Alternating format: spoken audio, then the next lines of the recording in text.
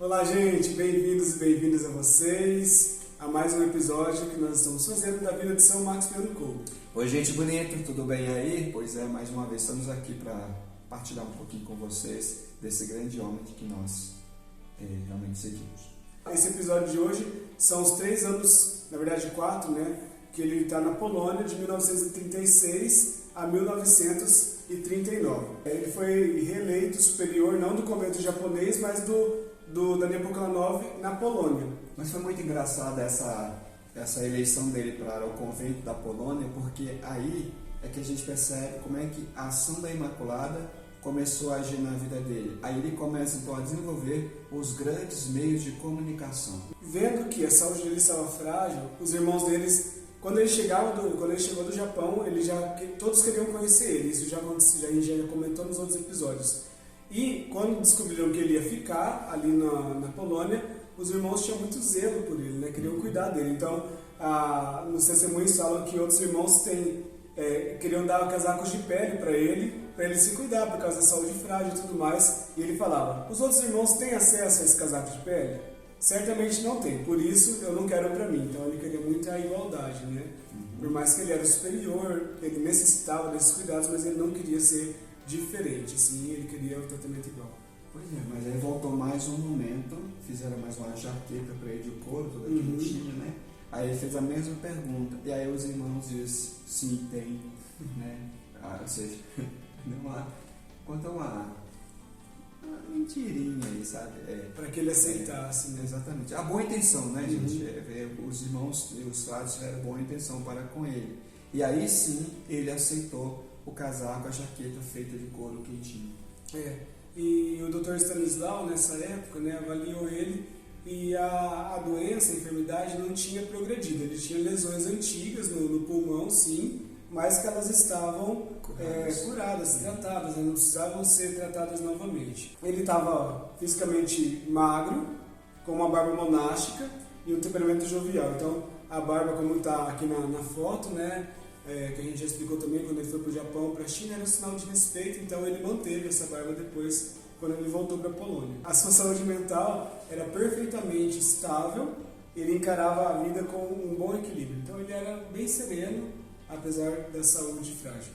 E é interessante que durante esse tempo, assim como ele chega lá na Polônia, um dos irmãos faz uma pergunta muito interessante para ele. Ele pergunta por que no mundo há tantas pessoas más. Isso mesmo. E ele responde, que no mundo não há tantas pessoas maldosas, mas muitas pessoas fazem coisas más impensadamente. Ele não julgava as pessoas nesse sentido. Então, ele interpretava de uma forma bem serena, com que evitasse, com que tivesse apontando qualquer defeito para as pessoas. E isso não somente nessa parte, mas vamos falar assim, o otimismo dele, na enfermidade dele também. Então ele sempre tratava a enfermidade com bom humor. Um testemunho fala: lembro-me quando gracejou sobre o paciente que disse: o homem deve ir ao médico porque o médico precisa viver. Deve comprar os remédios para que o farmacêutico possa viver. Mas se quer viver, ignora o médico e joga fora os remédios. Ave Maria.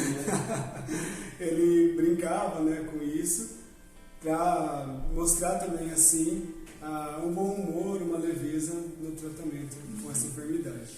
A característica de Kolbe em relação quando ele é transferido do Japão para a Polônia, de forma nenhuma ele pensou mal de nenhum dos seus frades. Ele não se sentiu coagido, porque ele sempre pensava que aquela situação estava sendo feita não era por maldade, mas que era a vontade da Imaculada.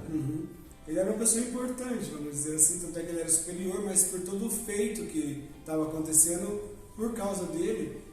Quando ele chegava na barbearia, todos queriam que ele passasse na frente. Ele falava: não, eu vou esperar a minha vez, todos nós somos iguais. Então ele batia muito nessa tecla, E aí quando ele era para ser atendido, o barbeiro pegou e tirou a melhor capa, que era reservada para os sacerdotes. E ele falou assim: guarda isso, meu irmão. O superior protestou energeticamente, até que a outra se rasgue. Então era para usar a que usava com todo mundo, até rasgar, aí sim poderia usar a próxima. Não pode haver distinções, todos devem receber o mesmo tratamento. Aí, a partir daí, começa a se desenvolver ainda muito mais as tiragens do Cavaleiro da Imaculada, que inclusive incluía um jornal diário, 228.560 exemplares. Em um país de não mais de 34 milhões de habitantes, isso em 1938, né? Então ele tinha uma tiragem de 1 milhão de exemplares, O Cavaleiro da Imaculada, com a maioria deles indo para famílias de diversas pessoas. E além das que eu não recebia em cada família, as famílias repassavam essa revista também para aquelas pessoas que não tinham acesso. Então o alcance era muito maior. O Cavaleiro da Imaculada foi mais de 1 milhão, minha gente. Pelo amor de Deus, aonde que tem tantos exemplares assim, hein? Não tem. E naquele tempo ainda, Rafael, imagina o movimento que era aquela gráfica, o movimento que era aquela situação. Tanto que eles tinham o quê? Eles tinham 694 habitantes, né, frades, na cidade da Imaculada. Na cidade da Imaculada.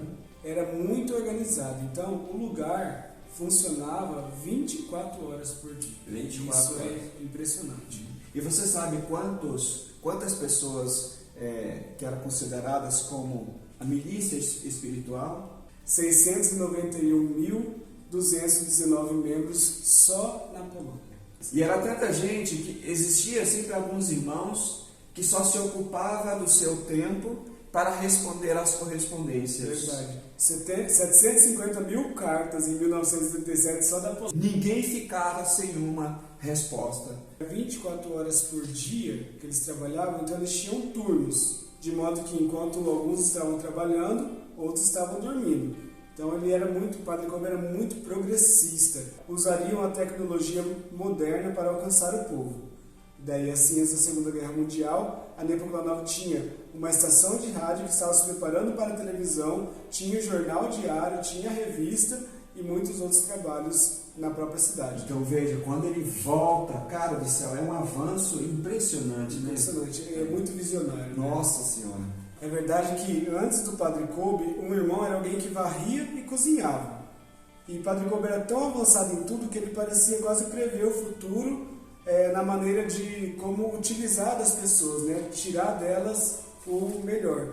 Então, quanto mais se sabe, melhor se pode servir a Deus. É porque ele usava dos dons de cada um, né? Não importava o que a pessoa sabia fazer. Então ele aproveitava daqueles dons que ele sabia fazer para poder aplicar no serviço para a Imaculada. Então todo mundo tinha lugar com o seu dom. E todo se sentia muito bem, né? Todo se sentia valorizado, amado, né, Rafa? Tanto é que, do ponto de vista tecnológico, Nepomuceno estava num nível bastante elevado. Algumas invenções foram mais tarde adotadas pela indústria polonesa. Olha só, então era muito avançado.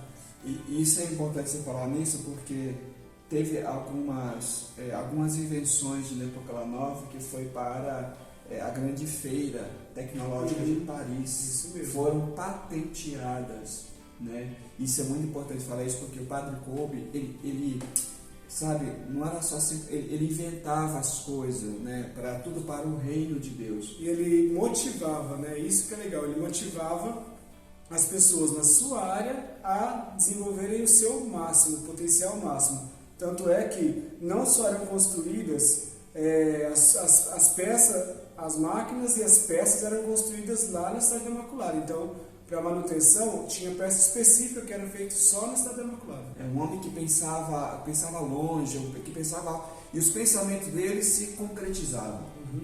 E lá na Cidade da Imaculada não era somente as casas que eram construídas com a madeira da serraria. E os habitantes do convento, eles eram alimentados, vestidos, tratados, havia consultório dentário, uma farmácia, um pequeno hospital, e até as máquinas e peças eram produzidas ali. E além do mais, existia também na Polônia uma das tipografias mais modernas da Polônia, era a de Nepomuceno, né? Onde imprimia, tinha uma produção de 60 mil exemplares do diário, de 16 páginas em 2 cores. Então ele era apaixonado pela tecnologia moderna e ele era a alma do departamento tecnológico, né, vai dizer aqui. E havia também planos de publicações para profissionais e camadas da população, inclusive de semanários para diversas escolas de primeiro e segundo grau, um mensário para administradores de aldeias, publicações para agricultura, artesanatos e literatura recreativa, inclusive romances de baixo custo. Olha só, ele queria atingir mesmo todo o mundo. Também na época nova existia também a ideia de construir um aeroporto, né? E os frades foram treinados, alguns frades foram treinados na melhor escola de aviação da Polônia, se preparando para se tornar piloto, para que o Cavaleiro da Imaculada pudesse chegar mais longe possível. A cidade da Imaculada era tão estruturada que tinha eletricista, mecânico, sapateiro, e mais pra frente eles até desenvolvem um corpo de bombeiro, porque eles foram atacados por uma sabotagem.